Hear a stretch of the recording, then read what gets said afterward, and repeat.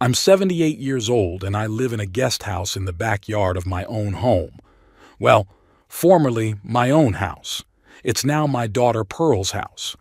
Her husband Woodrow considers me a burden, an extra mouth, and a mistake of nature that somehow continues to exist.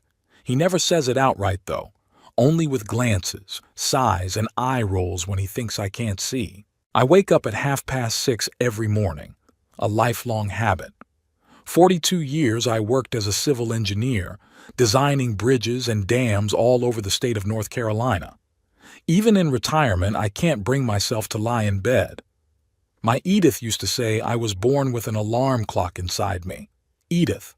It's been 5 years since she passed away. Pancreatic cancer, fast and relentless. We had 51 years together. When she left, it was like I lost half of myself. The house we'd built together became unbearably quiet. That's when Pearl suggested that I move in with Woodrow. More specifically, she suggested that they move into my house and I would live in the guest house. "It'll be easier for you that way, Dad. You won't have to maintain a big house." It sounded reasonable.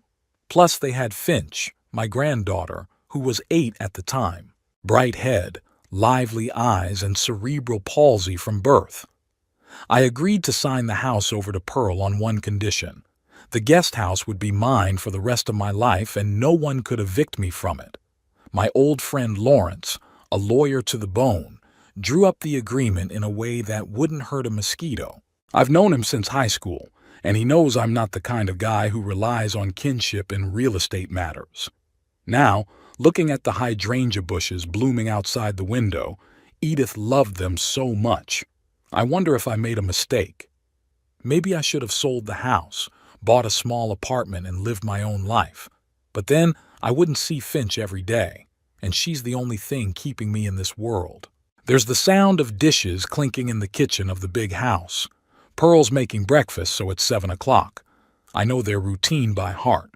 Woodrow gets up at 6:30, showers, comes down for breakfast at 7:15.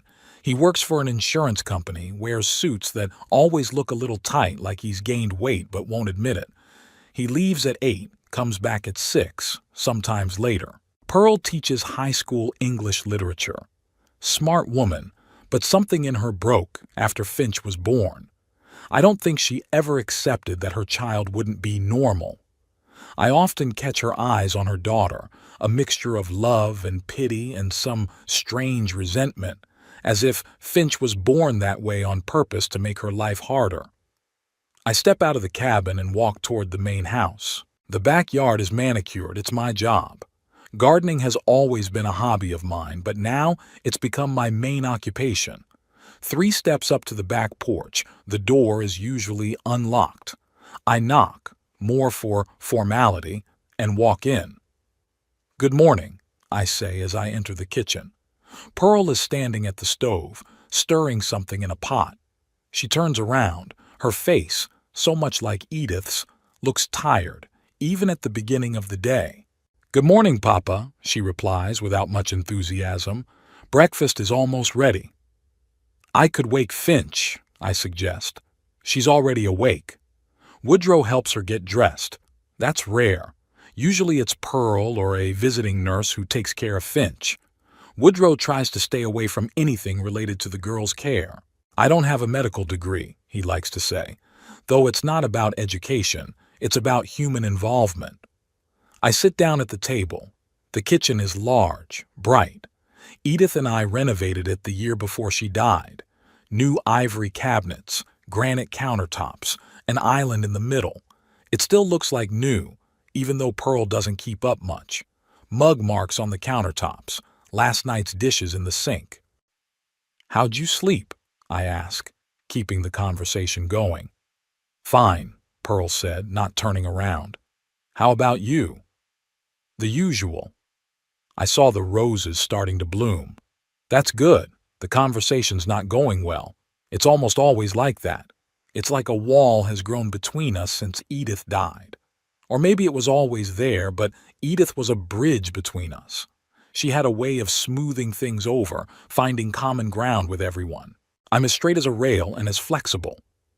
Woodrow appears in the doorway, rolling the wheelchair in which Finch is sitting.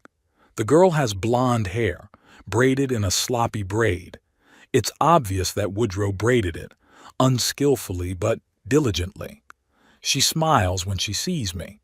"Grandpa Hearn?" she exclaims. Her voice is a little slurred, but there is no music more pleasant to me.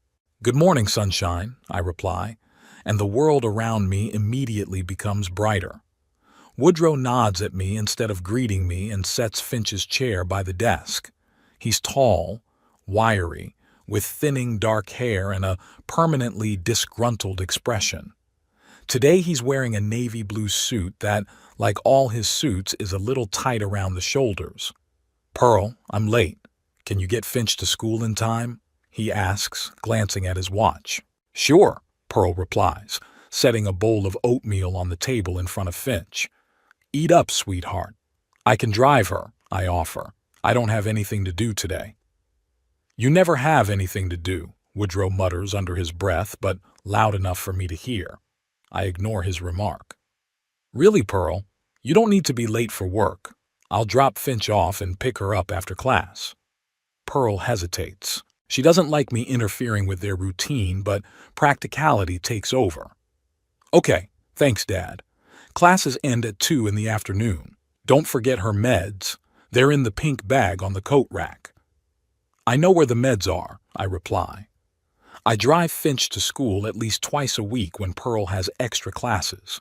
Woodrow grabs the toast, kisses Pearl hastily on the cheek, and leaves without saying goodbye to me or Finch. The front door slams, and a moment later the sound of the engine starting is heard.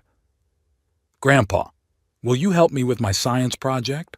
Finch asks, working diligently with her spoon. Her movements are awkward, but she's trying hard to be independent. "Sure, sweetie. What's the project?" "We're studying the life cycle of plants. I need to grow beans and record the changes." "That's a great idea. I just got some green bean seeds. We can plant them after school today." Pearl sighed, pouring himself some coffee. "Just don't make a mess like last time with that ant house." "That was a science expedition, Mom," Finch objects earnestly, and I can't hold back a smile. Despite her limitations, or maybe because of them, Finch has developed an incredible powers of observation and curiosity.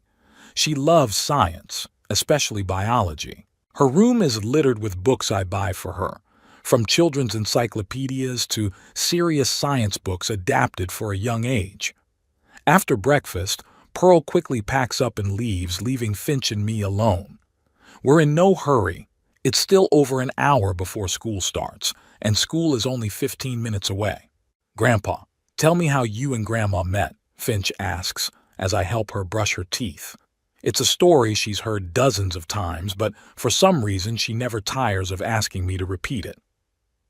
"Your grandmother Edith worked in the university library," I begin the familiar story. "I was in my 3rd year of engineering and was preparing for exams. Every day I came to the library and sat at the same desk, where I could see the circulation desk where she worked." "And you were afraid to talk to her," Finch says with a smile. "That's right. For a whole month I just watched her from afar. She was the most beautiful girl I'd ever seen. Long brown hair, always in a ponytail, and the kindest eyes in the world." "And then she approached you?" "Yes. One day she came over to my desk and put a book in front of me. 'I think this is what you're looking for,' she said. It was a book on material resistance, exactly what I needed for the exam. I was so surprised I couldn't get a word out. And she laughed. Yes, she laughed and said, 'If you ever find the courage to ask me out for coffee, I'll say yes.' And she left. Can you imagine what a blow that was to my young heart?" Finch chuckles, imagining the scene. "And you asked her out the same day?" "No, not until the next day. It took me 24 hours to pull myself together, but it was the best decision of my life. I help Finch into her wheelchair and drive her to the garage where my old but reliable minivan, equipped with a chair elevator, is parked. Pearl and Woodrow drive brand new sedans, but none of them are equipped to carry Finch. That's my concern. On the way to school, Finch tells me about her science teacher, Miss Broom, who, she says, knows everything in the world about bugs and spiders. I listen, occasionally asking questions, enjoying her enthusiasm. Finch's school is one of the few in Greensboro fully adapted for children with special needs. I bring her to the main entrance where a school aide is already waiting for us to help with the chair. "Bye, Grandpa," Finch waves to me. "Don't forget the beans." "Never," I promise. "I'll see you at 2 o'clock. Back home, I do the usual things. Watering the garden, dusting my cabin, emailing an old colleague. Time crawls slowly when Finch isn't around. Around noon, I hear a car pull up. I look out the window. It's Pearl. Strange. She doesn't usually come home in the middle of the day. I walk out to the doorstep of the guest house. Pearl is walking across the backyard, taking off her sunglasses as she goes. Her face is tense. "Is everything okay?" I ask. "Yeah, I just forgot some important papers," she replies, but I sense that it's more than that. I follow her into the house. In the kitchen, she starts going through the stack of papers on the table, but her movements are absent-minded. "Pearl, what's going on?"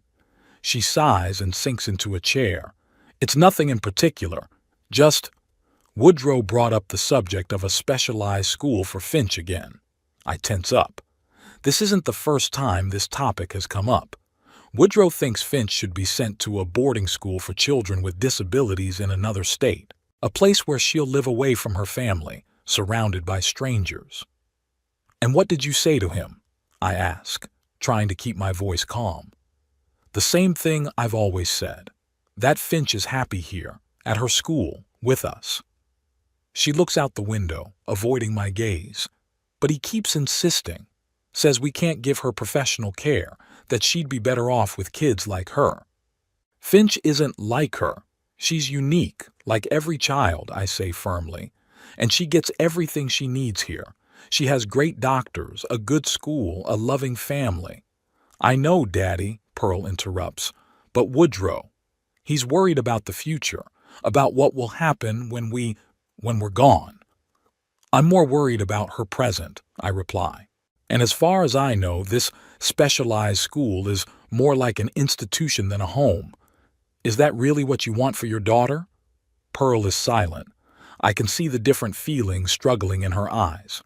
"No," she finally says. "I don't. But Woodrow's not a monster either, Daddy. He cares for her in his own way." I hold back the urge to object. Woodrow never wanted a special needs child. When Finch's diagnosis became apparent, he became distant, immersed in his work, spending more time away from home. It wasn't that he didn't love her. Rather, he didn't know how to love her for who she was. "I hope you won't let him make this decision alone," I say. "Of course not." She finds the right papers and stands up. "I should get back. You'll take Finch." As agreed. Pearl nods and walks away, leaving me alone with my troubled thoughts.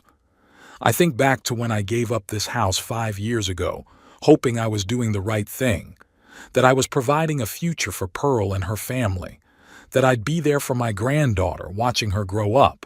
What I didn't realize was that I would witness the slow destruction of my daughter's family, that I would watch Woodrow drift away from Pearl and Finch, that Pearl would be torn between her daughter and her husband, that my granddaughter, feeling the strain, would spend more and more time with me in the guest house. I didn't think that one day might come when I'd have to step in to protect Finch, even from her own parents. It's been a rainy spring in Greensboro. For the second month, it's rained almost every day. The garden around the guest house is a little swamp. My joints ache from the damp, but what bothers me most is that Finch can't spend time outside. She likes to sit in the garden watching the birds and insects. When the weather is nice, I often take her chair out onto the lawn and we read together or just talk, enjoying the sunshine. But not now. It's Saturday, and the whole house is in some unusual bustle. I had heard Pearl and Woodrow talking excitedly in the kitchen since this morning. Only fragments of phrase reached my cabin, but the intonation was excited, not like their usual dull squabbles. Toward noon, When the rain stopped briefly, I decided to walk to the main house. Finch was due back from her morning speech therapy session. Miss Porter, a very savvy professional who'd been working with her for 3 years, came in on Saturdays. The house was in chaos. 2 large suitcases were in the hallway, clothes were strewn on the living room couch, and Pearl was scurrying between the bedroom and the bathroom, picking up cosmetics and vials. "What's going on?" I asked, stopping in the doorway to the living room. Pearl turned around, her eyes glistening like she had a fever. "Daddy, it's so good of you to come. We have terrific news." Woodrow came out of the study holding some papers. He seemed agitated, but in a good way, the way I hadn't seen him in a long time. "Hearn," he nodded, which for him was already a sign of unusual friendliness.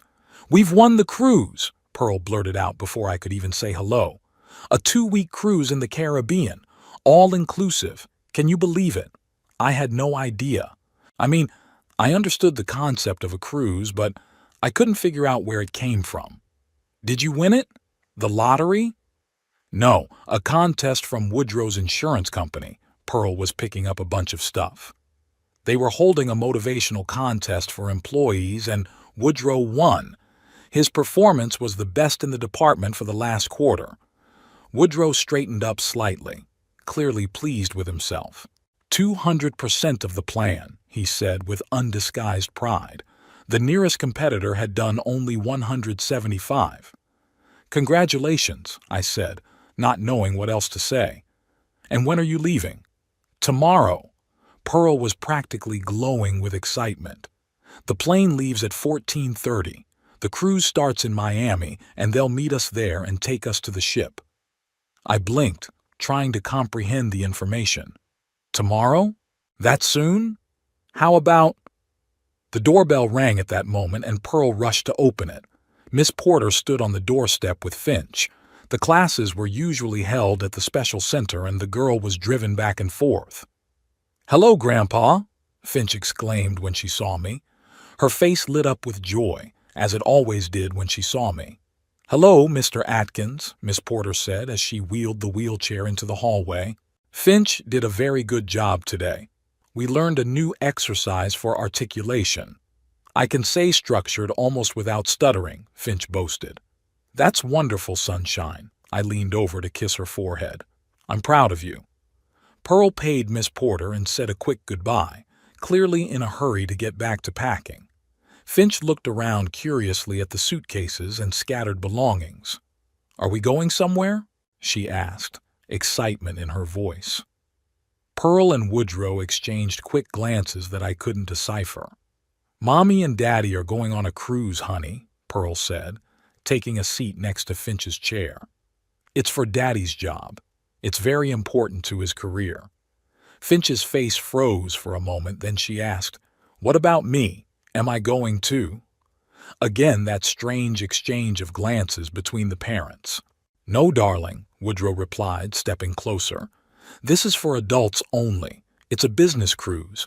There'll be conferences, meetings. Very boring for a child." I noticed Finch's lips twitch, but she pulled herself together. "I see," she said quietly. "Who am I going to stay with?" "Grandfather, of course." Pearl glanced at me briefly. "He'll look after you while we're gone." I felt a wave of resentment rising inside me. They hadn't even bothered to discuss it with me beforehand. It was as if I were not a person with my own plans and decisions, but a piece of furniture that was always at hand. "Pearl, can we talk privately?" I asked, trying to keep my voice calm. "Dad, I'm really busy right now. Maybe later?" "No, now," I insisted. "It's important." Pearl sighed and stood up. "Woodrow, keep an eye on Finch. Daddy and I are going out for a while." We went out onto the back porch. It was starting to rain again, but it was dry under the awning. "Pearl, you can't just leave without talking to me about this," I began. "Finch needs special care. She's on a regimen of medication, physical therapy, exercise." "Dad, you're doing a great job with her," Pearl interrupted me. "You know her regimen as well as I do. And besides, it's only for 2 weeks." 2 weeks is a long time. What if something happens? She can have seizures, you know. She'll be fine. You've got all our contacts, doctors' numbers. If anything happens, call the emergency services. Pearl, this is not a joke. You're a mother. You can't just take off for 2 weeks and leave a special needs child in the care of a 78-year-old man. Pearl's face turned rigid. Dad, don't be so dramatic. You're perfectly fine for your age, and you spend time with Finch all the time. What's going to change? What's going to change is that I'm going to be solely responsible for her 24 hours a day. What if I get sick? What if I can't pick her up or help her to the bathroom? For God's sake, Dad, you're making a big deal out of this. This is our first vacation in 5 years. 5 years, Dad. We haven't been away since Mom died. Woodrow's working his ass off. I'm torn between school and home. We need this vacation. What about Finch? Doesn't she need a break from feeling like a burden to her parents? Pearl turned pale. It's not fair. We love Finch, but we're people too, Dad. We have our own needs, our own desires. We can't live for her all the time. No one's talking about all the time. We're talking about a specific situation. You won that cruise, great. Why not postpone the trip? Make some plans. Find a professional caregiver to help me with Finch. Because the voucher is only valid for these dates. Pearl was practically screaming. We can't reschedule. And a professional caregiver costs money we don't have. You've got money for a new car for Woodrow, for a kitchen remodel for those stupid golf courses, but no money for a nurse for your daughter? Pearl took a deep breath, obviously trying to calm down. Dad, listen. This is a done deal. We're leaving tomorrow. You're staying with Finch. If you need help, call your neighbor, Mrs. Oliver. She's looked after Finch a couple of times already. I'll leave money for expenses and any necessary instructions. It'll be fine. She turned to leave, but I grabbed her arm. Pearl, think of your daughter. She needs you. And I need this vacation, Daddy, Pearl said quietly. I'm on edge. If I don't rest, I'll just break down. And then no one will be better off, not me, not Finch. She released my hand and went back inside, leaving me standing in the growing rain. The rest of the day passed in a flurry of packing. Pearl was making lists and instructions for me. Woodrow was on the phone confirming reservations and organizing things. Finch sat quietly in her room, pretending to read a book, but I could see she was just staring at one point. Toward evening, I went in to see her. Her room was decorated in light green tones, a color she had chosen herself.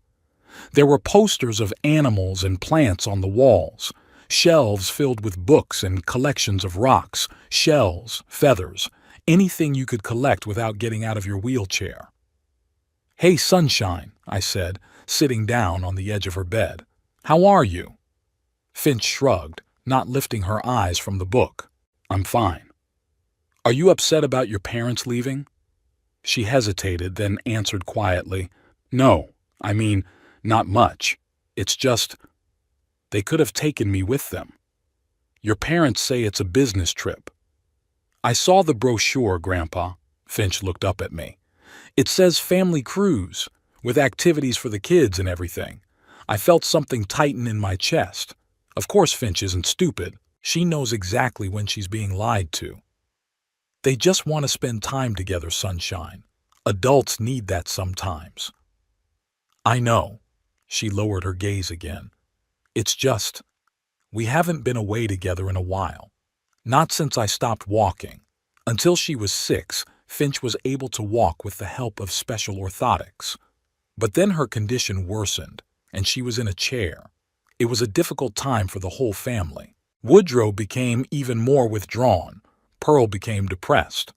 I had just moved into the guest house at that time and took over most of the care of my granddaughter.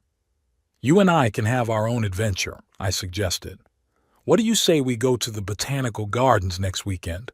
The orchids are supposed to bloom there. Finch smiled weakly. Sounds great, Grandpa. Thank you. There was a knock at the door and Pearl came in with a tray. I brought dinner, she said, setting the tray on the bedside table. Chicken broth and croutons. Your favorite. Finch nodded but didn't say anything. Pearl touched her hair in an awkward gesture of affection. "Honey, I know you're upset, but Daddy and I will be back soon, and we'll bring you some presents from the Caribbean. What would you like?" "Nothing, Mom. Thank you." Pearl looked helplessly at me, then back at her daughter. "Finch, please don't take offense. This cruise is very important to Daddy's job. If he does well, he could get a promotion. That means more money for our family. We can pay for that new physical therapy Dr. Reed was talking about." "I'm not offended, Mom." Finch's voice was steady, emotionless. "It's okay. Grandpa and I can handle it." "Of course we will," I confirmed, though I was seething with anger at Pearl and Woodrow. How could they be so blind to their own child's feelings? Pearl gave Finch another awkward pat on the head and left the room. I stayed with my granddaughter, helping her with dinner and trying to distract her by talking about the book she was reading, something about the sea creatures of the deep. Later that evening, when Finch had already gone to bed, I went down to the kitchen for a glass of water and heard Pearl and Woodrow talking in the living room. "I don't think it's a good idea," Pearl was saying. "He's very upset." "Pearl, we can't cancel the trip because your father isn't happy." Woodrow's voice sounded annoyed. "I worked my ass off to win this cruise.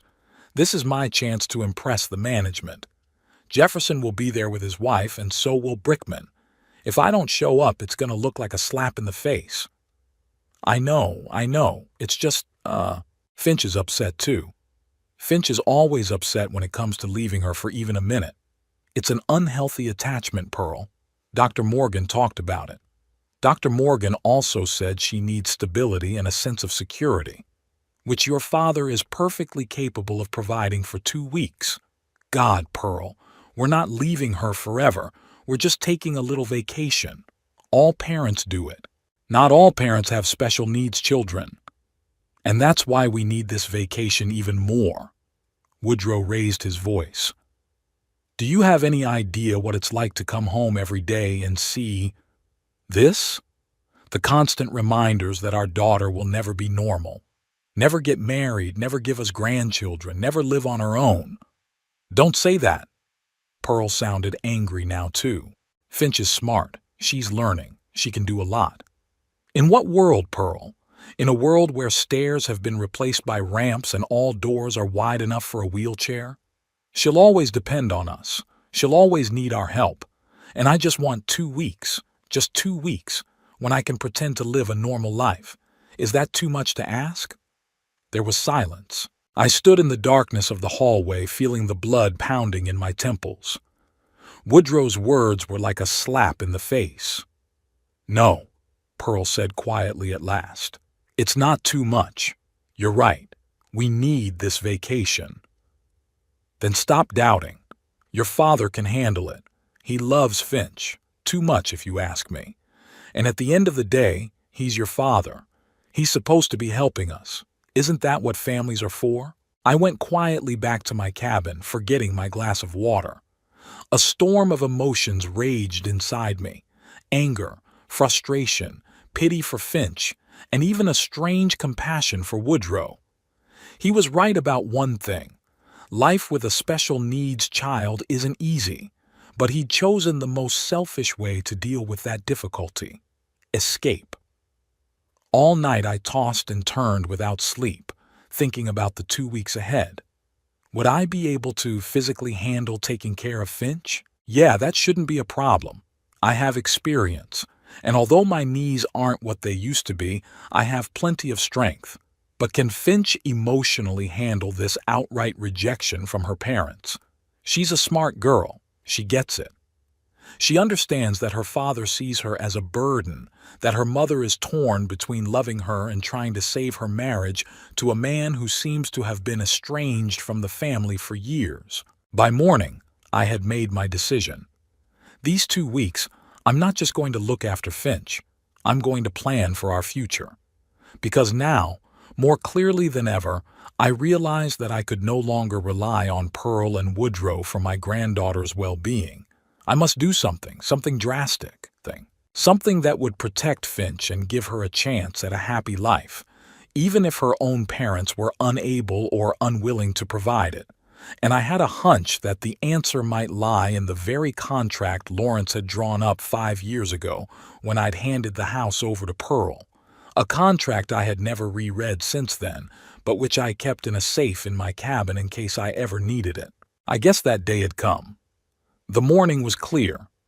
It had stopped raining for the first time in weeks, and the sun was peeking through the guest house windows, leaving golden squares of light on the floor.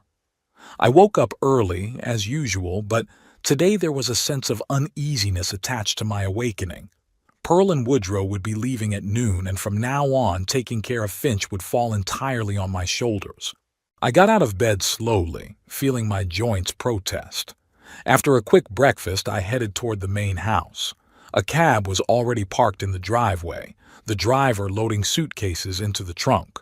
Woodrow, wearing light-colored pants and a Hawaiian shirt, so much for the business cruise, was supervising the process, occasionally glancing at his watch. "Ah, there you are," he said when he saw me. "Good. We were just getting ready." "Where's Finch?" I asked, wasting no time with greetings. "Inside with Pearl.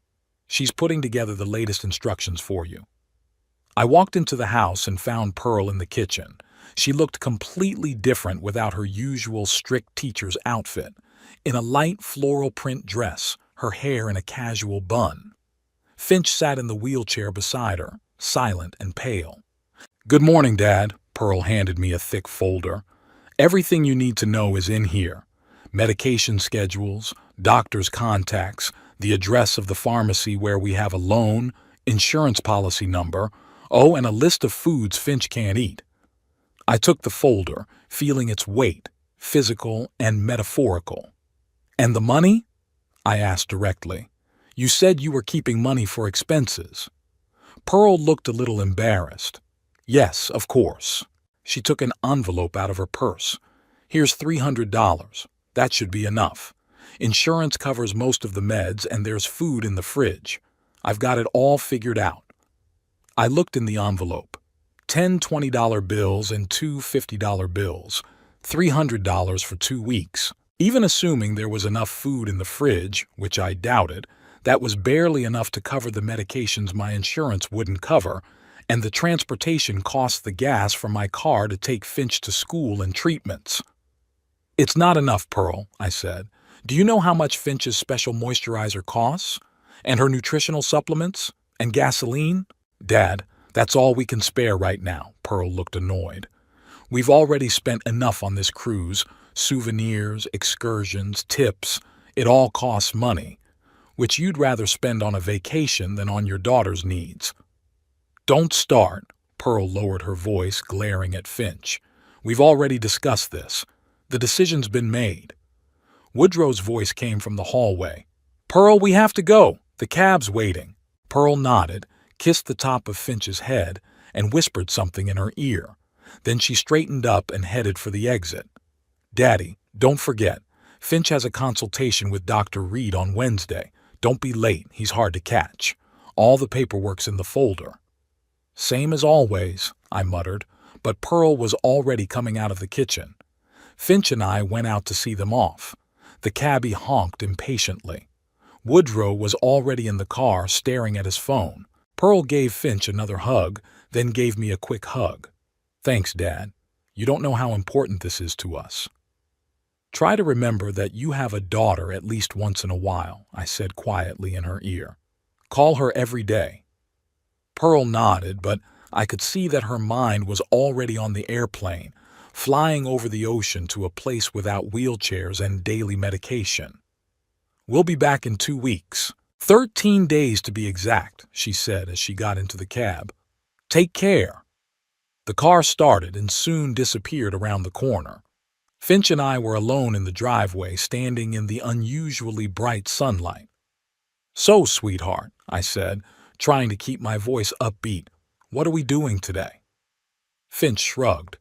"I don't know, Grandpa. What do you suggest? How about a picnic in the garden? The weather's finally cooperating." Finch's face brightened a little.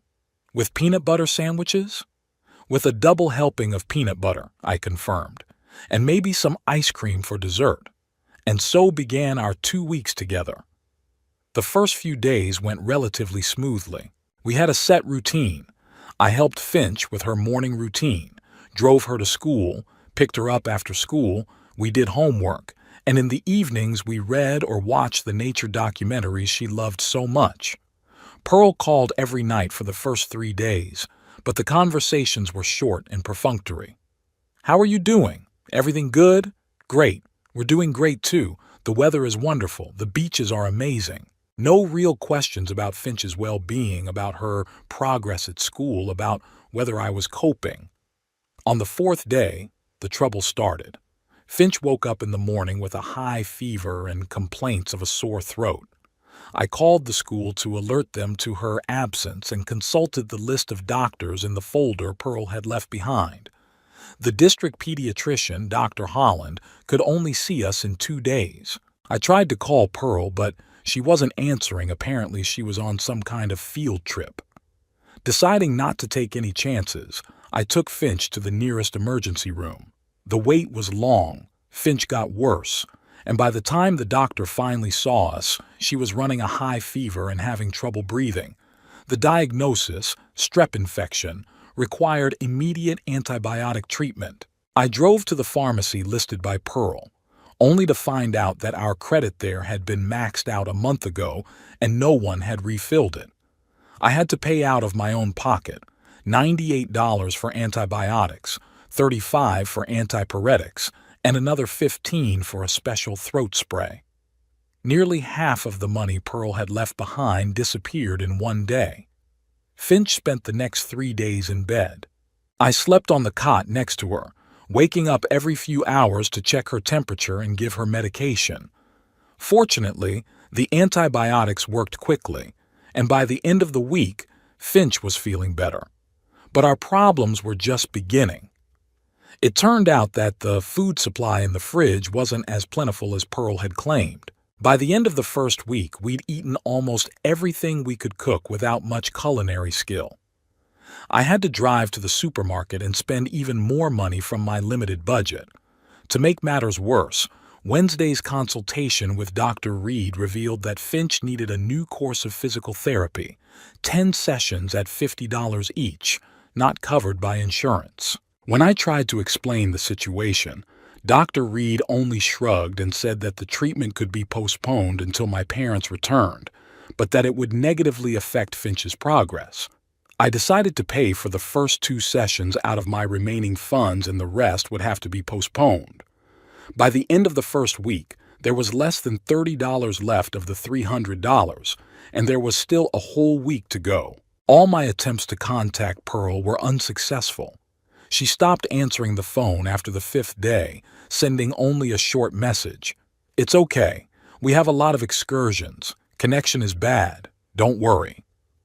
On Sunday, when it had been exactly a week since their departure, I finally made up my mind. I took out of the safe the file folder I had kept all these years and called Lawrence Peter, my old friend and lawyer. "Lawrence, it's Hearn. I need your help. How soon can you get here?" Lawrence showed up an hour later. Despite Sunday, he was in a suit I'd never seen him dressed otherwise.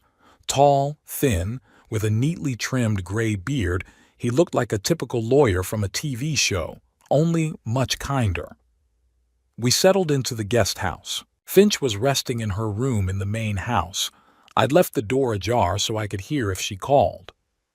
"Now, Hearn," Lawrence scrutinized the contract I had shown him. "You want to know if this repossession clause is still valid?" "Yes," I nodded. "When we were making this contract, you put in a clause that I could repossess the house if certain conditions were not met. I want to know if that clause can be enforced now."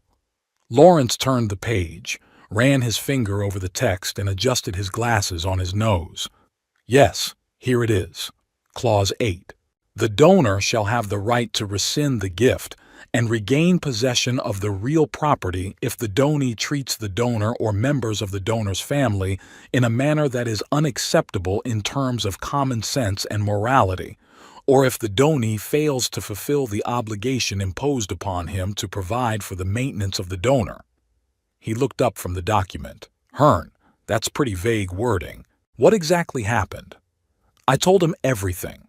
About the cruise, about how Pearl and Woodrow had left Finch in my care without sufficient funds or instructions, about Finch's illness, about their not answering the phone, about how I'd overheard a conversation in which Woodrow had called his daughter a burden. Lawrence listened without interrupting, occasionally making notes in a small notebook. "What do you want to do?" he asked when I was done. "I want to reclaim the house, sell it, buy a new place adapted to Finch, and take custody of her." Lawrence whistled. "That's a big decision, my friend, and legally tricky. Custody is a separate matter, requiring proof of parental unfitness. But as for the house," he looked at the document again. "Yes, theoretically you could enforce that clause. Pearl and Woodrow have failed to fulfill the obligation to support you, leaving you without sufficient funds. But that would have to be proven in court if they decided to contest it." "I don't want to go to court, Lawrence. I just want a future for Finch. She deserves better than parents who only see her as a burden." Lawrence rubbed his chin thoughtfully. "There's one other thing that might play in your favor. There is a clause in the contract that the main house must remain Pearl's primary residence. If she left it for an extended period of time without a good reason, it could be considered a breach of the terms." 2 weeks is an extended period of time. In the context of caring for a child with special needs, quite possibly, especially given that they have not provided adequate support and are not returning calls. I think we have a chance. I nodded, feeling the resolve grow stronger in me. What needs to be done? First, I need to prepare the deeds of gift revocation. Then we'll file them at the registry office. Given our relationship with Judge Harrison, who handles these cases, I think we can expedite the process, but you have to be prepared for Pearl and Woodrow to be very unhappy. "I'm ready," I said firmly. "How long will it take?" "If everything goes smoothly, a few days, a week at the most. But there's one more question. If you take the house back and sell it, where will you and Finch move? I've already thought about it." I saw an ad for a 1-story house on Maple Street. It's fully handicapped. The previous owner was in a chair, wide doorways, ramps, specially equipped bathroom, everything Finch needs. And the money? How much is this house worth? $420,000. This house, I waved my hand around, referring to the main house, is worth about $600,000 in its present condition. The difference would allow us to live comfortably and pay for all of Finch's medical expenses for a long time. Lawrence nodded, closing the file folder. "Good. I'll start preparing the paperwork tomorrow morning. But, Hearn, you need to be sure. It will ruin your relationship with your daughter." "That relationship is already ruined, Lawrence," I said quietly. "Pearl chose Woodrow over Finch. I can't let my granddaughter grow up in a house where she's considered a burden." "I understand." Lawrence put his hand on my shoulder. "I'll do everything in my power to help you." After Lawrence left, I went to check on Finch. She was asleep, curled up under the covers, her blonde hair strewn across the pillow. I sat on the edge of the bed, careful not to wake her. "I'll do anything to protect you, Sunshine," I whispered, looking at her peaceful face. "I promise." The next few days passed in feverish activity. Lawrence acted with amazing speed and efficiency. By Wednesday, the papers were ready and filed. By Friday, Judge Harrison reviewed the case and ruled in my favor. Pearl and Woodrow had violated the terms of the deed of gift by failing to provide me with proper maintenance and leaving the house for extended periods of time without good cause. The title to the house was returned to me that same day. I immediately contacted a realtor and put the house on the market. Given the prestigious neighborhood and the good condition of the property, he expected a quick sale. At the same time, I put in an application to purchase the house on Maple Street. The owner agreed to a quick deal if I put down a 15% deposit, almost all of my savings. But it was worth it. All this time, Finch knew nothing of my plans. I was afraid of upsetting her or giving her false hope if something went wrong. We continued our usual routine: school, homework, book, and movie nights. Pearl still didn't answer most phone calls, limiting herself to the occasional short message. On Monday, when Pearl and Woodrow were only 2 days away from returning, a miracle happened. A buyer was found for the house, willing to pay full price if the deal went through quickly. By Tuesday evening, all the papers were signed, the money was deposited in my account, and the keys to the house on Maple Street were in my pocket. I decided to move Finch's essentials to the new house discreetly while she was at school. The bed, clothes, books, her collections, and her favorite toys. The movers I hired worked quickly and carefully, and by the time I picked Finch up from school, her new room was almost ready. "Grandpa, where are we going?" she asked when I turned not toward the house but in the opposite direction. "I have a surprise for you, sunshine," I answered, trying to keep my voice lighthearted. "Close your eyes." Finch obeyed, though I could see she was nervous. When we pulled up to the new house, a beautiful one-story building with a wide driveway and manicured garden, I helped her out of the car and wheeled her chair to the front door. "You can open your eyes now." Finch blinked, looking at the house in front of her. "Where are we?" "This is our new home," I said, watching her reaction. "Yours and mine." "And Mom and Dad?" Her voice trembled. "They're staying at the old house for now. Finch, listen, there's something I need to explain to you." I told her the truth as gently but honestly as possible. About how I saw how Woodrow treated her, about how they left us destitute, about how I was determined to give her a better life. "But that doesn't mean you won't see Mom and Dad anymore," I added hastily, seeing the tears in her eyes. "You'll see them whenever you want. It's just that you'll be living with me, in a house that's completely customized for your needs." Finch was silent for a long moment, looking at the house. Then she looked up at me. "They're going to be very angry," she said quietly. Yes, I didn't lie. They would be. But sometimes you have to do what's right, even if it makes you angry. "Can I see the inside of the house?" "Sure, sweetheart. It's your house now." We went inside, and I showed her the spacious rooms, the specially equipped bathroom, the wide hallways that were easy to drive a chair through. Gradually, her face brightened, especially when she saw her new room with her favorite things already arranged in their places. "Do you like it?" I asked when we finished the tour. "Yes," she answered, and for the first time in a long time I saw a real smile on her face. "I love it, Grandpa." At that moment, my phone rang. Pearl's name popped up on the screen. I took a deep breath and answered it. "Daddy!" Pearl's voice sounded panicked. "What's going on? Some man just called us and said he bought our house. Is there some kind of mistake?" "No, Pearl, there's no mistake," I said calmly. "I reclaimed the house according to the clause in the deed of gift and sold it." There was a deafening silence, then an explosion. "You what? You had no right. This is our house. Where are we going to live? Where's Finch?" "Finch is with me. We've moved into a new house that's completely customized for her needs, and you and Woodrow can find a new place with the money you spend on cruises and entertainment." "Daddy, you're crazy. We're going back right now. I'm going to sue you. You can't just take our daughter away." "I can, and I did, Pearl. You abandoned Finch without adequate resources or care. You didn't answer the phone when she got sick. You violated the terms of the contract, and I will no longer allow my granddaughter to live in a home where she's considered a burden. We're leaving tonight." Pearl's voice shook with rage. "And when we get back, you're going to regret your decision." She hung up. I turned to Finch, who'd heard everything. "They're coming back," she said quietly. "Yeah," I nodded, "but don't worry. It's all legal. There's nothing they can do." Finch looked at me with her serious eyes.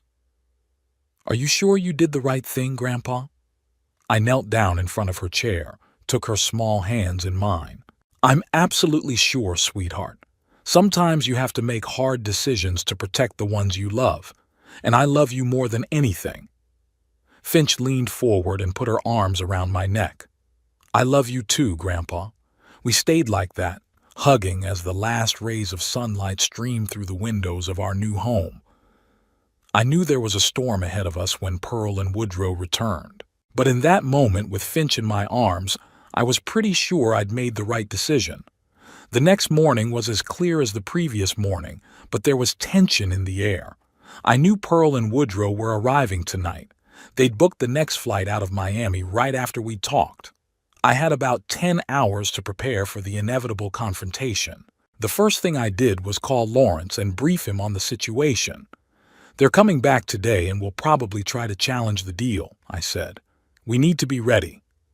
Don't worry, Hearn, Lawrence replied in his usual calm tone. All the paperwork is in order. The deal is legitimate. I'll be at your place by 5 o'clock this evening.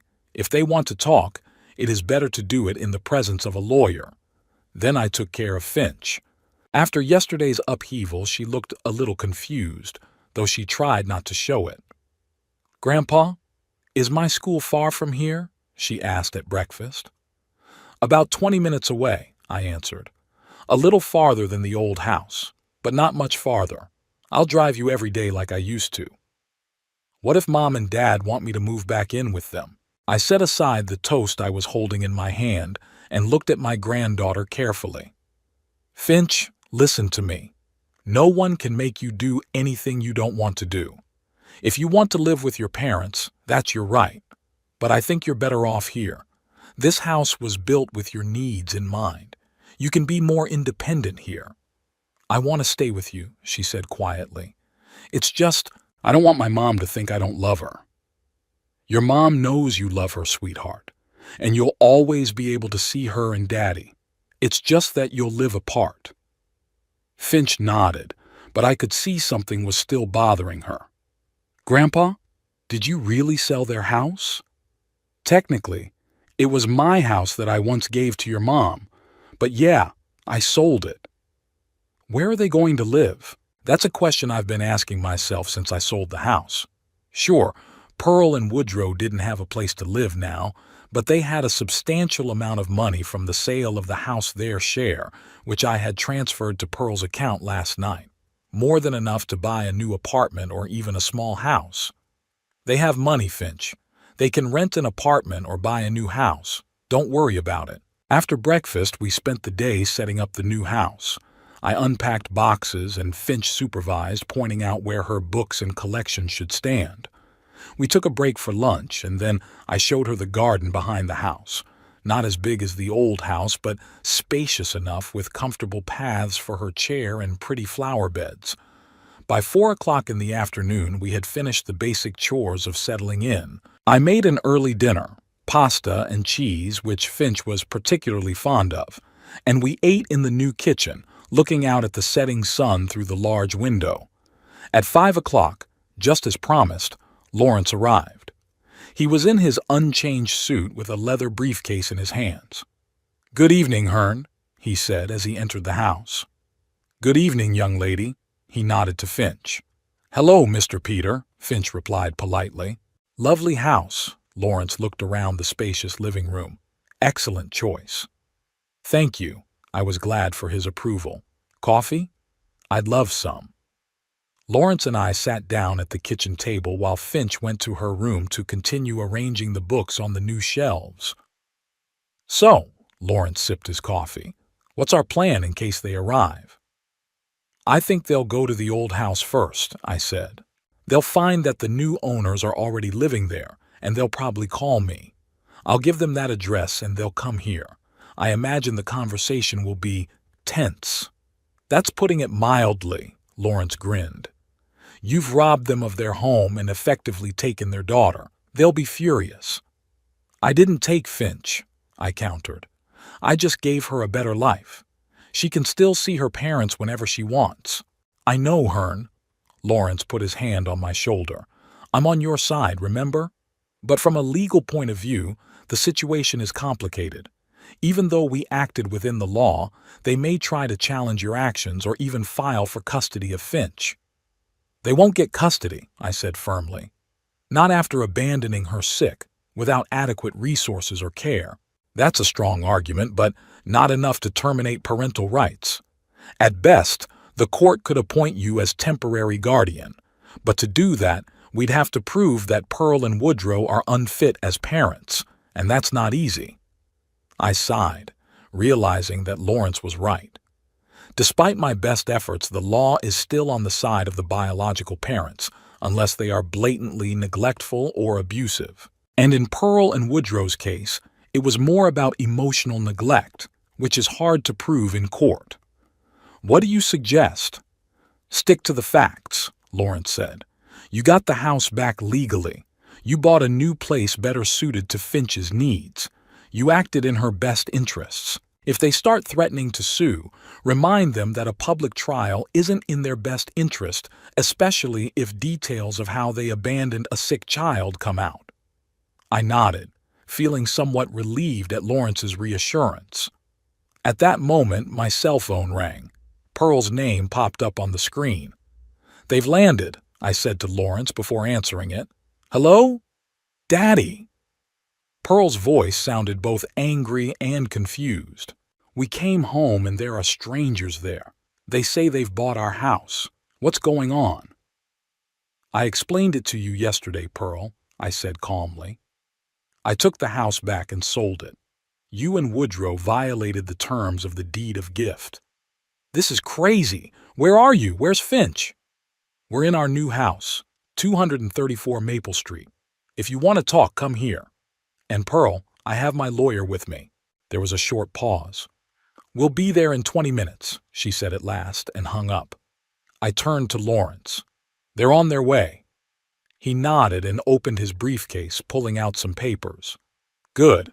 I'll be ready." I went over to Finch to warn her. "Sunshine, your parents will be here soon.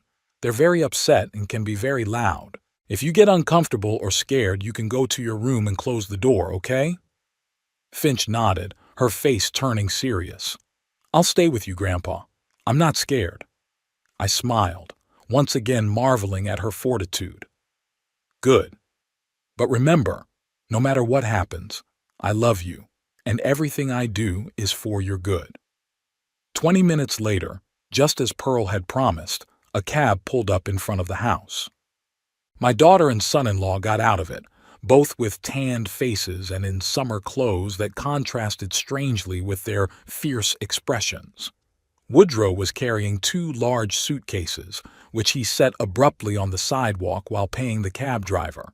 I opened the door before they could even ring the bell. Pearl burst into the house like a hurricane, Woodrow following her, leaving the suitcases outside.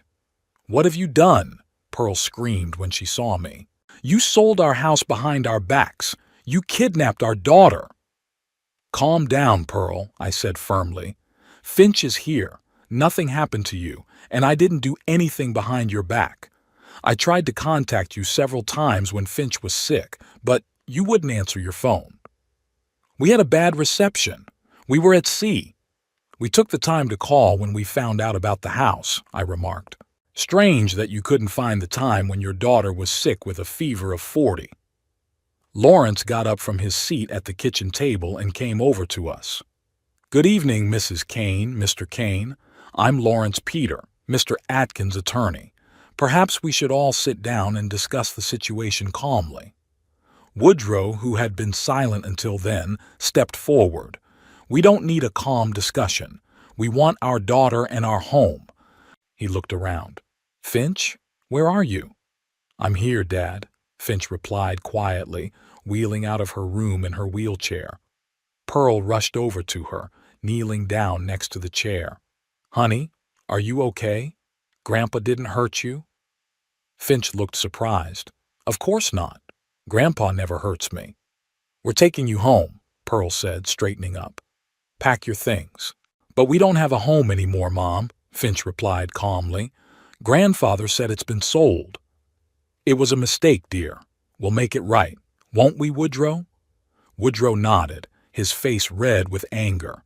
"Yes, We'll sue and get our house back, and your grandfather will answer for what he did." Lawrence cleared his throat. "I'm afraid it's not that simple, Mr. Kane. The house was legally returned to Mr. Atkins under Clause 8 of the deed of gift that you and your wife signed 5 years ago. The sale of the house to the new owners was also conducted in a proper manner. The deed was recorded, the money was transferred. It's virtually impossible to reverse that process." "What's paragraph 8? Pearl turned to Lawrence. "What are you talking about?" Lawrence took a copy of the contract out of his briefcase and handed it to Pearl. "It clearly states that the donor, that is Mr. Atkins, has the right to revoke the gift if the giver, that is you, fails to fulfill the obligation to provide for the donor's maintenance or treats him or his family members in an unacceptable manner." Pearl ran her eyes over the document, then handed it to Woodrow. "But we've always taken care of Daddy. He has a guest house, food, everything he needs. You left him without adequate funds for 2 weeks, with a child requiring special care," Lawrence replied calmly. "When Finch got sick, he had to pay for the medication out of his own pocket. You haven't been answering your cell phone. That could be construed as a failure to fulfill a maintenance obligation." "That's ridiculous," Woodrow exclaimed. "We left money. $300 for 2 weeks? I shook my head. It was barely enough for a week, given Finch's illness and her regular medical expenses. "If you sue," Lawrence continued, "all of these details will become public, including the fact that you went on a cruise, leaving a sick child in the care of an elderly man without sufficient funds. I'm not sure that's good for your reputation, Mr. Kane, especially considering your job at the insurance company." Woodrow turned pale. His position in the company depended largely on his reputation as a reliable family man. "This is blackmail," he hissed. "No, it's a statement of fact," Lawrence replied. "We are merely warning you of the possible consequences of a lawsuit." Pearl sank down on the sofa, looking suddenly very tired. "Dad, why did you do that? We're family. You could have just talked to us." "I tried, Pearl," I said, sitting down next to her. "I told you that 2 weeks was too long, that Finch needed professional care, that there wasn't enough money, but you wouldn't listen. You and Woodrow were only thinking of yourselves." "That's not true," she raised her voice. We're people too, Daddy. We need a vacation too." "I understand that, but you can't rest at the expense of your daughter's well-being." Finch, who'd been silent the whole time, moved closer. "Mom, don't be mad at Grandpa. I like it here. Look at the house. I can drive myself into the bathroom. The doors are wide, there are no steps, and we're not far from my school." Pearl looked at her daughter, and I saw something flicker in her eyes, maybe a realization. "Do you want to stay here? With Grandpa?" Finch nodded. "Yes, but I'll still see you, won't I? You'll come to visit?" Pearl cast a quick glance at Woodrow, who was standing by the window, his back to us. "Of course, honey. We'll be coming over, but where will we live?" "Our house is sold." I cleared my throat. "Pearl, I've deposited your share of the house sale into your account. It's a substantial sum, enough to buy a new apartment or even a small house. You won't be left on the street." Pearl looked surprised. "Did you wired the money?" "Of course I did. I wasn't going to leave you destitute. I only wanted to provide Finch with better living conditions." Woodrow turned abruptly. "And you think money will fix everything? You've ruined our family." "No, Woodrow," I stood up, looking him straight in the eye. "I didn't destroy your family. You did it when you decided your daughter was a burden to be rid of for 2 weeks for your own pleasure." "What?" Pearl jumped up. "Woodrow never said that."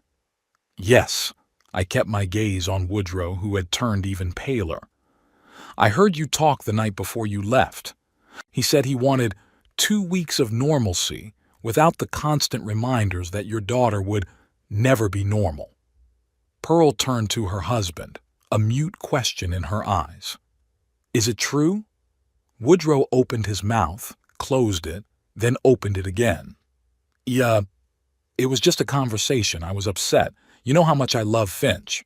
No, I don't, Pearl said suddenly, and there was a new note in her voice, a hardness I hadn't heard in a long time. I really don't know, Woodrow.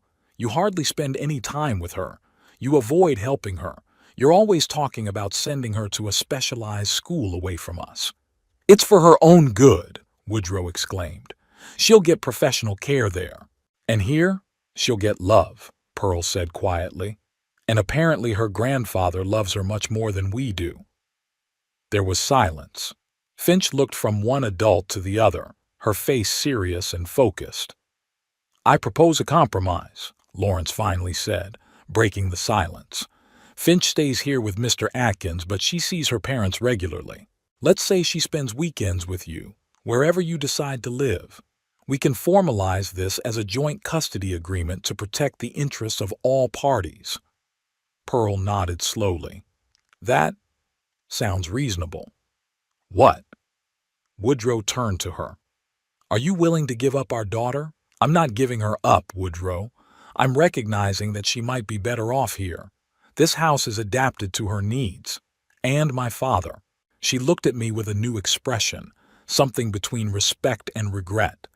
My father has always taken better care of her than we have. Woodrow shook his head. That's crazy. I'm not going to discuss it. We're going to sue and get our daughter back. No, we won't, Pearl said firmly. I don't want a trial, Woodrow. I don't want Finch to go through that.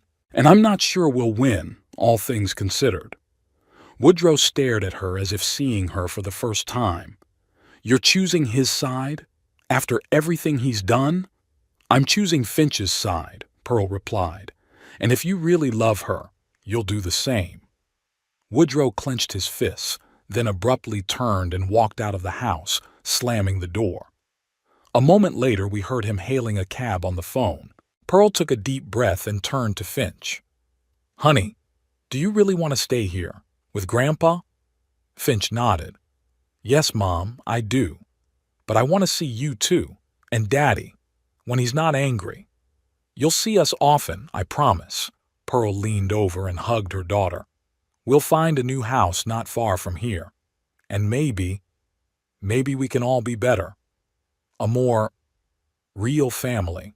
I noticed that she didn't mention Woodrow in that promise and wondered if that meant the beginning of the end of their marriage. But now was not the time for such thoughts. Pearl, you can stay the night if you like, I suggested. We have a guest room. She shook her head. No, thank you, Daddy. I think I need to talk to Woodrow, decide what to do next. But I'll be back tomorrow to spend time with Finch if that's okay. Of course you can. It's your daughter, Pearl. It was never my intention to deny you the right to see her. Pearl nodded, her eyes moist. I know, Dad. I understand why you did what you did. I don't agree with the methods, but maybe you were right about the bottom line. She gave Finch another hug, then awkwardly hugged me and walked out of the house to join Woodrow, who was already in a cab. When they left, Lawrence gathered up his papers and got ready to leave. I think it went better than I could have expected, he said, shaking my hand. Pearl has been remarkably sensible. I'll draw up the joint custody papers and get back to you tomorrow. After he left, Finch and I were alone in our new home. She looked tired but strangely peaceful. Grandpa, are Mom and Dad going to be okay? She asked as I helped her get ready for bed. I'm sure they will be, sweetheart, I answered, though I wasn't so sure inside. They're adults. They'll figure it out. Aren't you mad at your mom? I thought about that question. Was I mad at Pearl? Yes, of course, for the way she treated Finch, for letting Woodrow influence her decisions. But at the same time, I could see something different in her today, as if the veil had fallen from her eyes. No, I'm not angry, I finally answered. I'm disappointed in some of her decisions, but I still love her. She's my daughter, just as you are her daughter. That bond can't be broken. Finch nodded, satisfied with the answer, and closed her eyes. I kissed her forehead and left the room, leaving the door ajar just the way she liked it. In the quiet of my new home, I sat in my chair looking out the window at the starry sky and thought about what had happened. I had sold the house I had built with Edith, the house where most of my life had been spent. I had gone against my own daughter, possibly destroying her marriage in the process. I took responsibility for a special needs granddaughter in my 78 years. But looking at Finch sleeping peacefully in her new room, I knew I had done the right thing. Sometimes you have to tear down something old to build something new. And maybe out of the rubble of our old lives, we could all create something better, a more real family, where everyone got what they really needed. It's been 3 months since Finch and I moved into our new home. Summer had turned to early fall, and the maples on Maple Street were beginning to turn gold and purple. Our lives gradually took on a new rhythm, calm, measured, and filled with small joys. The first thing I did after moving in was to hire a professional caregiver, Elaine Turner, a young woman with experience working with children with cerebral palsy. She came 3 times a week to help Finch with exercise and hygiene routines. This made my task much easier, given my age and disability. "Mr. Atkins, you wouldn't believe the progress Finch is making," Elaine told me after another session. "Her muscles are getting stronger and her coordination is improving. I think it's all about regularity and a positive attitude." I nodded as I watched Finch proudly show Elaine that she could now move objects from one side of the table to the other, an accomplishment that would seem insignificant to a healthy child but was a triumph for her. In addition to Elaine, I hired a special educator, Noah Wright, who came in on weekends to help Finch with subjects that caused her difficulty, especially math. Although Finch was exceptionally intelligent, her motor impairment sometimes prevented her from writing and drawing, causing problems with solving problems on paper. Noah suggested using special computer programs and adapted teaching techniques. In just 1 month, Finch caught up with her classmates in terms of grades and even surpassed them in some subjects. "Grandpa, look," Finch exclaimed one evening, handing me a clipboard. "I got an A on my science test." I hugged her, feeling overwhelmed with pride. "I never doubted you, sweetheart. You're the smartest girl in the world." Our house was slowly transforming, becoming truly ours. I installed raised beds in the garden so Finch could garden from the comfort of her chair. We planted vegetables and flowers together, and by the end of the summer we had our first crop of tomatoes and herbs, of which Finch was incredibly proud. A tropical fish tank appeared in the living room, another of Finch's hobbies that Woodrow had previously forbidden for fear of making a mess. I had installed a special filtration system that made maintenance minimal, and Finch spent hours watching the colorful creatures swimming among the miniature coral reefs. As for Pearl and Woodrow, our relationship was strained and complicated. For the first few weeks after the incident with the house, Pearl came to visit us every weekend as agreed. She spent time with Finch, helped with classes, sometimes stayed for dinner. Woodrow came less often, usually staying in the car or spending no more than an hour with Finch, finding excuses to leave. They rented a small apartment 15 minutes away, but as I'd learned from Pearl, they barely spoke to each other. Woodrow blamed her for giving up and allowing me to steal their daughter, and Pearl couldn't forgive his words about burden and normal life. In late September, there was a turning point in our relationship. Pearl arrived alone, unannounced, late at night when Finch was already asleep. I noticed her eyes were red from crying. "What's wrong?" I asked, letting her into the house. "Woodrow left," she answered, sinking down on the living room couch. "He packed his things and said he couldn't live like this anymore, that he needed a normal family."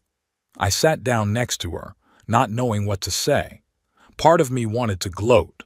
Woodrow had finally shown his true colors, but another part of me sympathized with my daughter, who looked so lost and alone. "I'm sorry," I finally said. Pearl shook her head. "You don't have to be. You were right about him. All this time." She was silent for a moment, gathering her thoughts. Dad, I want Finch back. I want her to live with me. I'm tense. Pearl, we've already talked about this. Finch is fine here. She's got everything she needs, specialists, an adapted home. I know, she held up a hand, stopping me. I'm not talking about getting her out of here. I'm talking about, she took a deep breath, to move here. To you, if you'll let me. I was stunned. Pearl, always so independent, asking permission to live under my roof? You want to move in with us? Yes. I've thought it over. The apartment Woodrow and I rented is too expensive for me alone. And I want to be closer to Finch. Make up for my mistakes, be a better mother. I stared at her, trying to see if her words were sincere. After all, she still had access to a significant amount of money from the sale of the old house. Pearl, if it's about money, I can help you find a more affordable place to live. It's not about the money, Daddy. She looked a little hurt. Well, it's not just about money. I really want to be closer to Finch, and you, to be honest. The last few months have made me rethink a lot of things. I've been hesitant. On the one hand, Finch would definitely benefit from closer contact with her mother. On the other, my life with her was finally back on track, and I wasn't sure I was ready for more changes. I need to think about it, I said finally, and talk to Finch. It's her house, too. Pearl nodded, understanding. Of course, I'm not rushing you. Just, think about it, okay? The next morning, I cautiously broached the subject with Finch about her mother possibly moving in with us. To my surprise, she reacted coolly. Would Mom live with us the whole time? She asked, setting aside the book she was reading. If we decide it's a good idea, yes. Finch thought for a moment. And Dad? No, just Mom. She and Dad decided to separate for a while. Finch nodded as if that confirmed some of her own thoughts. They always fight when they think I can't hear, she said with sudden insight. Dad says Mom spends too much time on me, and Mom says he doesn't love me at all. I was amazed at her powers of observation.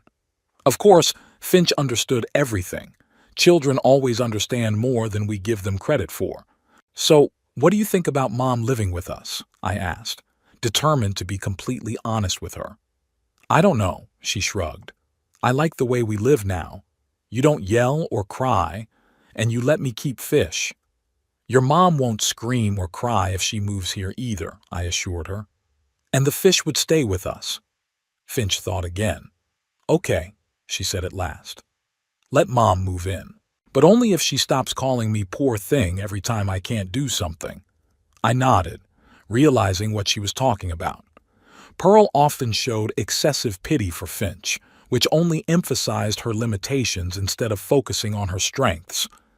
I'll talk to her about it, I promised. So Pearl moved in with us. We cleared out a guest room for her, and gradually she settled into our routine. It hadn't been easy at first. Finch and I were used to a certain rhythm of life, and the presence of a third person was bound to change things. But in time, we found a new balance.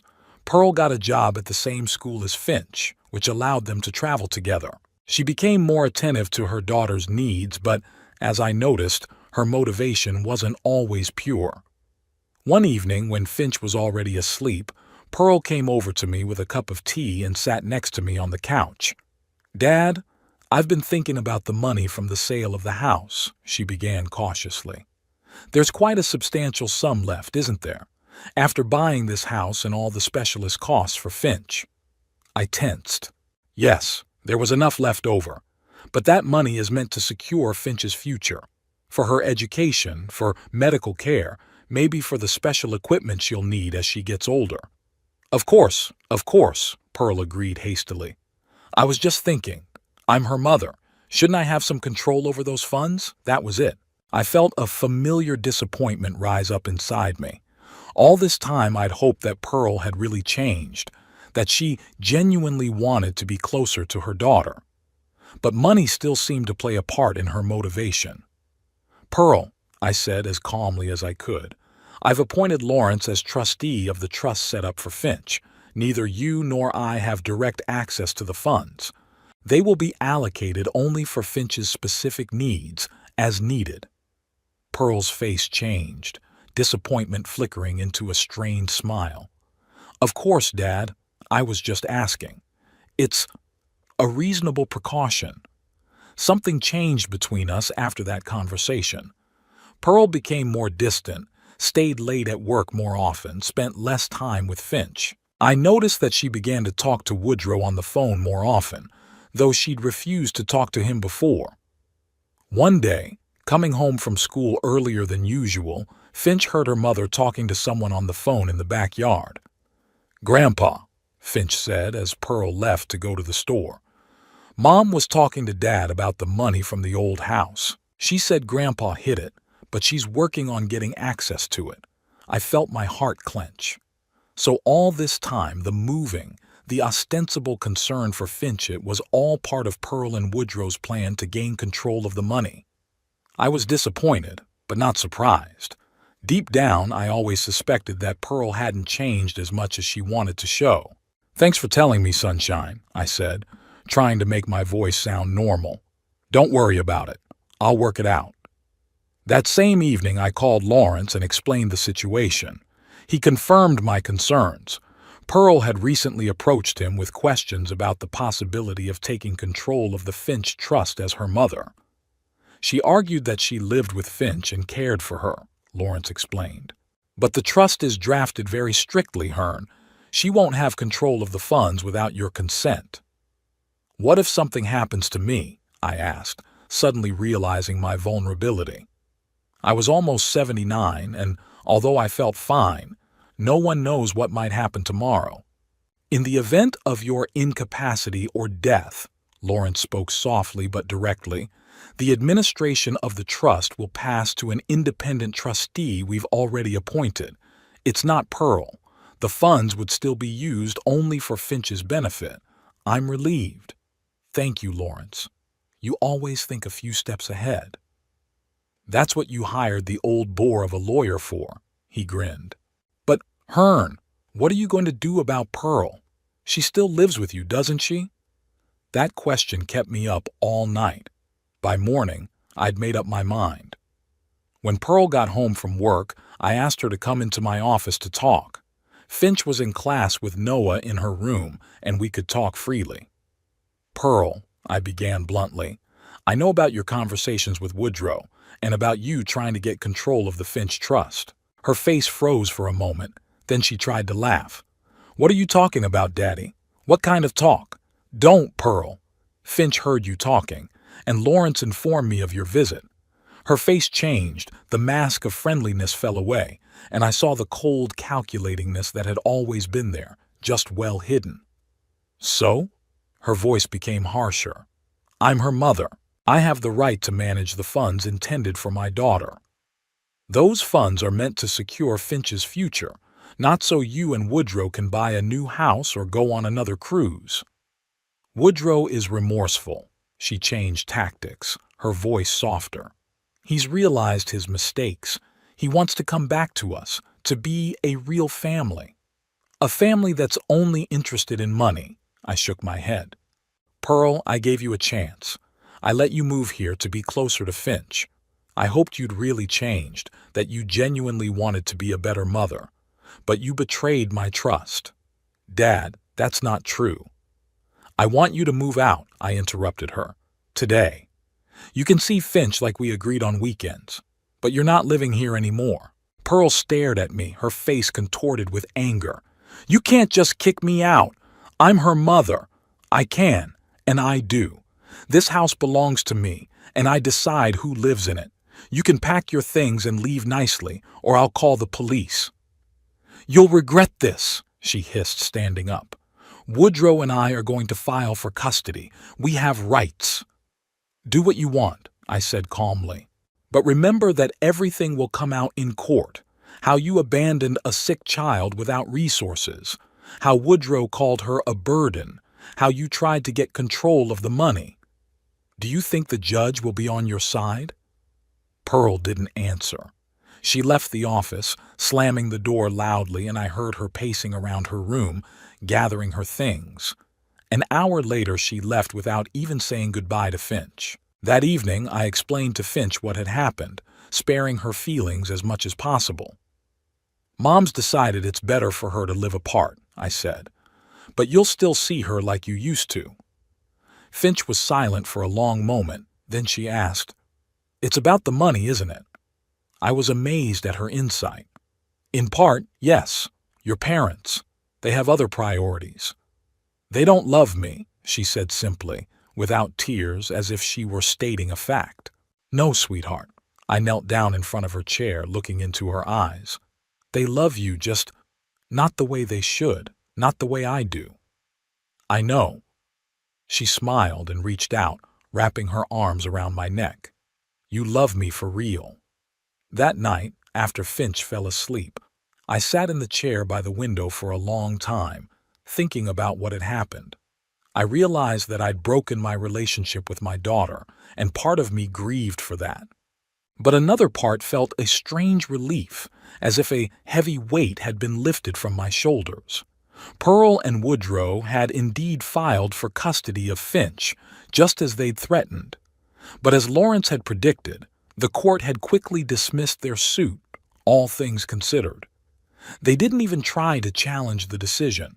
They must have realized the futility of that route, or simply lost interest when it became clear they couldn't get the money. Weeks passed, then months. Pearl came to visit Finch a couple times, but the visits became less and less frequent. The last time she showed up was in early December, bringing a gift, a teddy bear that was clearly intended for a child much younger than 13, and informing her that she and Woodrow were moving to California. He had a new job, a promising one, with career advancement opportunities. "We'll be calling," she promised Finch goodbye. "And maybe you'll come visit us for the vacations." Finch nodded, but I could see in her eyes that she didn't believe that promise. And she was right. After Pearl left, we'd only gotten 2 phone calls and 1 Christmas card from her. Then we were out of touch. That should have made me sad, but in a strange way I was relieved. Finch and I were truly free now, free from manipulation, from false promises, from constant tension. We could just be a family, small, unconventional, but real. Finch continued to progress, both physically, thanks to regular classes with Elaine, and academically, under Noah's guidance. Her grades were top of the class, and her teachers noted her exceptional curiosity and determination. One evening, as we sat in the living room after dinner watching the fish in the aquarium, Finch suddenly asked, "Grandpa, do you regret selling that house?" I thought for a moment. "No, sweetheart, it was just a house. A real home is a place where you feel loved and protected, like we do here." She nodded in agreement. "Do you regret Mom and Dad leaving?" This question was harder. "I regret that your parents couldn't be who they should have been," I finally answered. "But I don't regret that now you and I can live our lives as we see fit, without constant conflict." "Neither do I," she said simply. "With you, I don't feel like an invalid, I just feel like a Finch." I smiled, feeling my heart fill with warmth.